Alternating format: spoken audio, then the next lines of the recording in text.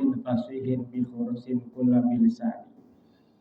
Dan irhas keanehan yang terjadi juga pada saat Nabi dihamilkan, dilahirkan adalah piaraan-piaraan orang Quraisy itu bisa ngomong.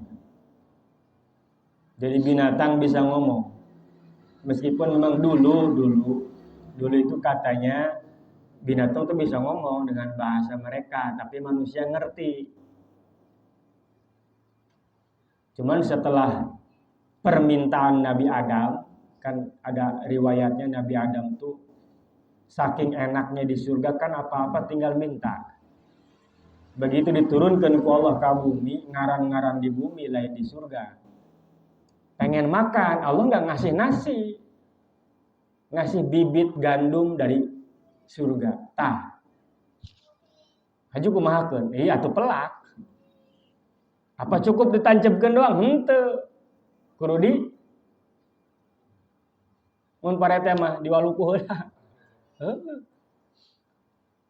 Hajina ditah kebo cenah. Mun kebo sajadi kebo lah, entah kebo entah sapi gitu ya. Dan hayang geurang geus ku Nabi Adam dipecut. Eta si kebo teh ya. Aju kebo protes atuh nyeri.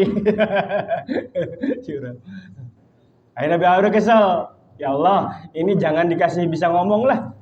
Puyeng saya protes melulu. Sejak saat itu katanya sapi itu nggak bisa ngomong. Binatang itu. Tapi berikutnya ketika Nabi dilahirkan, dihamilkan oleh Siti Aminah, itu terjadi hal yang istimewa di luar kebiasaan. Peliharaan orang Quraisy, dawab itu rata-rata hewan berkaki 4 disebutnya dawab. Eta barisa ngomong biqaulin fasihin, bahkan ucapannya itu fasih gitu. Jelas. Termasuk salah satunya min dilati hamla Aminah ketika Siti Aminah menghamilkan Kangjeng Nabi, anna kulla dabatin, setiap hewan li Quraisyin punya orang Quraisy nataqat bil kalaila. Malam dilahirkan Kangjeng Nabi itu semua pada ngomong. Pada bisa ngomong dengan bahasa yang fasih yang bisa dimengerti. Wa qalat, apa bahasanya? Humila Rasulullah sallallahu alaihi wasallam rabbil Ka'bah wa huwa imamul dunya wa siraju ahliha. Ya si binatang teh ngomong kieu, sudah dilahirkan gitu. Oleh Siti Aminah Rasulullah, demi Allah kata mereka, kata binatang, dia adalah imam pemimpin di dunia dan penerang cahaya bagi ahli dunia. Lamun binatang teh mengakui kos gitu, padahal nyeunah teu boga akal kasana. Manya manusia henteu. Maka pantas ketika orang yang tidak mau mengikuti Kanjeng Rasul itu dicap dalam Al-Qur'an ada balhum adall gitu. Kal an'ami balhum adall. Mereka itu seperti orang binatang-binatang bahkan lebih sesat. Jadi sebenarnya apapun ya ciptaan Allah, mungkin kedengaran oleh kita dia itu begitu aja. Ya, kalau kuda ngaranan kuda, lamun ayam kan berkokoknya. Namun kuda naon? Meringkik, namun embe ngembe gitu kan. Ucing ngeong gitu kan. Itu bahasa yang terdengar dan terpahami oleh telinga kita, ditangkap. Nah, gitu bae suarana. Padahal sebenarnya itu berbeda. Tebade jeung urang bae mun manggih nu musibah atuh innalillahi gitu. Lamun manggih yang aneh, yang takjub ya subhanallah gitu. Itu dia berzikir dengan bahasa mereka seperti itu. Ngan urang kahartina kurangan gitu-gitu doang. Jadi kemampuan mereka untuk berzikir kepada Allah tetap ada dengan bahasa mereka. Jadi para binatang saat itu ngomong begitu. Sudah dilahirkan katanya Rasulullah, pemimpin dunia dan penerang alam dunia bagi ahli dunia. Wa asbahatil ahbaru talhaju bi akhbarihil husna wa sa'il kuhani. Dan para ulama-ulama, ahbar pendeta, kalau orang Nasrani ya pendeta, kalau orang Yahudi ya rahib, itu kan ulama-ulama mereka lah. Kalau dalam agama Islam disebutnya ulama. Itu ulama-ulama mereka, para rahib, para pendeta, orang ahli-ahli kitab, talhaju, semua buru-buru bi akhbari, menghabarkan berita kelahiran Rasulullah karena mereka sudah tahu. Karena sudah dinubuatkan dalam Al-Qur'an, dalam Alkitab maupun Taurat. Zabur itu sudah ada tentang ramalan akhir zaman bahwa nanti akan lahir nabi akhir zaman. Dan mereka sudah tahu. Kan dari yang tahu itu yang menyembunyikan ada, yang beriman ada. Kan salah satu yang menyatakan nabi, kangjeng nabi itu adalah nabi, pendeta. Lain orang Islam bukan ayah kok orang Islam. Pendeta namanya Waraqah bin Naufal. Saudaranya Siti Khadijah. Maka ada sebagian yang mengatakan Siti Khadijah itu bisa jadi agamanya Nasrani awalnya. Karena dekatnya dengan Waraqah bin Naufal, seorang penginjil. Tapi Nasrani yang benar. Karena saat itu opat Nasrani teh. Ada yang benar-benar mengikuti ajaran Nabi Isa, masih megang itu. Karena Nabi sebelum Muhammad kan yang paling dekat Isa. Aya Nasrani anu geus menyimpang, nu tilu ieu menyimpang. Ada yang menuhankan Isa. Isa itu Allah, Allah itu Isa, keyakinanana. Aya nu menuhankan Isa itu satu dari tiga. Jadi pangeran aya tilu, salah satunya Isa begitu. Aya anu mengatakan Isa itu anak Tuhan.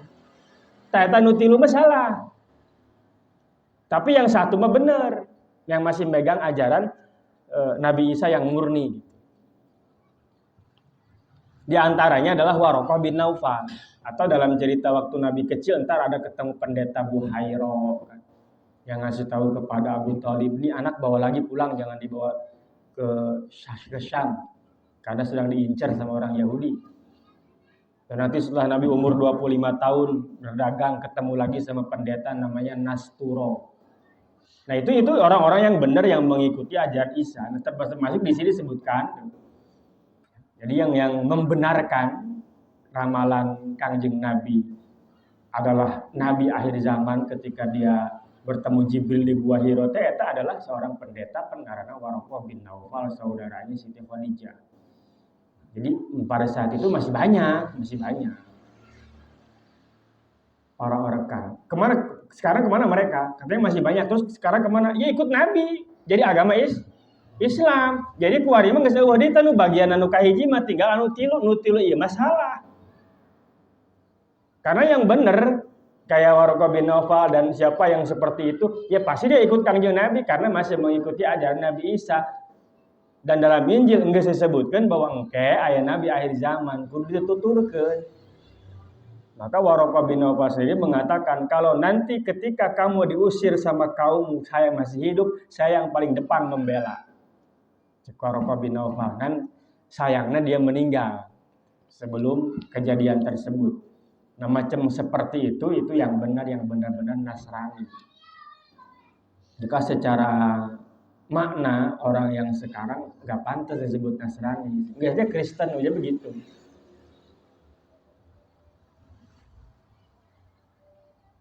Karena Nasrani yang disebutkan dalam Al-Quran itu masih 4 tadi kemungkinannya. Ada yang benar dan 3 salah. Kalau sekarang kan salah semua. Sehingga sebenarnya secara ini nggak bisa disebut Nasrani. Disebut aja Kristen aja begitu. Atau Protestan atau Katolik atau apa. Karena Nasrani itu dari kata-kata Nasoro, penolong. Penolong siapa? Penolong Nabi Isa. Kalau mereka sekarang ya sudah bukan penolongnya lagi karena sudah berbeda praktek keagamaan dan keyakinannya pun dengan apa yang diajarkan ku Nabi Allah Isa. Jadi bukan penolong, perusak malah. Nah yang seperti itu, yang salah itu 3 dan yang sekarang masih ada yang itu. Kalau yang benar yang dulu masih banyak sekarang pada kemana? Ya itu ikut Kangjeng Nabi sekarang. Banyak contohnya siapa? Salman Al-Farisi, terus Ka'ab bin Akhbar, banyak. Termasuk itu Waraqah bin Naufal, cuma lebih meninggal lebih dulu. Itu pendeta-pendeta pada saat itu karena sudah mendapatkan kabar ya, berita dari Injil maupun Taurat tentang kelahiran Nabi akhir zaman, mereka bergegas untuk memberikan kabar. Wasyairu kuhan dan para dukun. bertukar kabar gitu. Dan para dukun maksudnya sini orang yang suka meramal, orang yang tahu perkara gaib. Itu pun sama, mereka berbicara takulu godan syamsul hidayati tanjali wa yanjabu lailu syirki bil aghyadil fa'i. Mereka mengatakan si pendeta-pendeta dan para tukang ramal itu godan besok. Godan itu hari yang paling dekat setelah hari ini. Berarti apa? Besok. Hari itu paling dekat. Sekarang kan Minggu.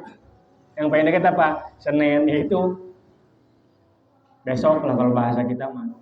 Besok syamsul hidayati tanjali akan jelas terang benderang cahaya hidayah untuk makhluk Allah. Semua ngomong begitu, termasuk para dukun yang suka meramal. Wa yanhabu lailu syirki bil aghyadil dan akan musnah kemusyrikan.